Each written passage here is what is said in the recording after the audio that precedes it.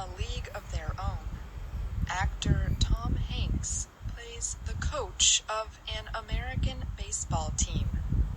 He oversees an all-female team called the Rockford Peaches. In one famous scene at a game, Hanks gets angry at one of the players. She begins to cry. He then says the following words. There's no crying! There's no crying in baseball! That movie line has also been in the news recently. In March, while visiting Australia, Hanks tested positive for the new coronavirus. A short time later, the actor wrote on Twitter, "Remember, despite all the current events, there is no crying in baseball." Today on Everyday Grammar, we will explore how this famous line can teach you about the link between grammar and pronunciation, the ways in which words are spoken. The word compound suggests two words that, together, have one meaning. The two words have become a kind of phrase or expression that acts like a noun.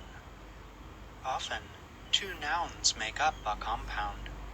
For example, the nouns book and shelf can be combined to make the compound noun bookshelf.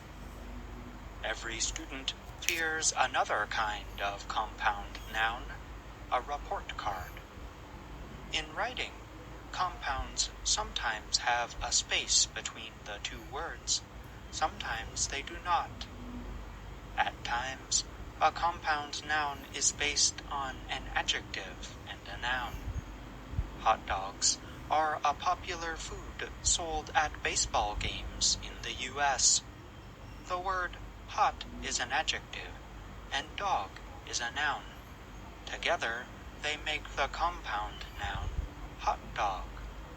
You might be asking yourself what the link is between compounds and speaking. The idea is this. In speaking, Americans usually stress the first word in a compound. They say the first word louder or longer to show its importance. At times, stress could also mean saying something with a higher pitch in your voice. Listen to some of the words from earlier in our report. Bookshelf, report card, hot dog. However, when an adjective goes before a noun, and the two words do not make a compound, then the stress should go on the noun, the second word. So, if the adjective good goes before the noun job, then the stress goes on job. This is because good job is not a compound noun. It is just an adjective and a noun. Here are two examples. He did a good job. Good job. In the book Mastering the American Accent, Lisa Mojsen writes how stress helps show a difference in meaning between a compound noun and an adjective plus noun group that is not a compound. Here are two examples.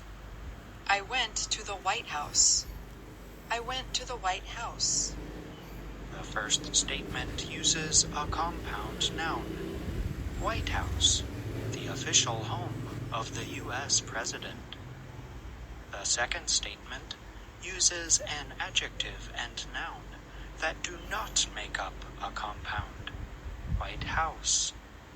Did you hear how the stress was different in the two statements? Think back to the words Tom Hanks said at the beginning of our report.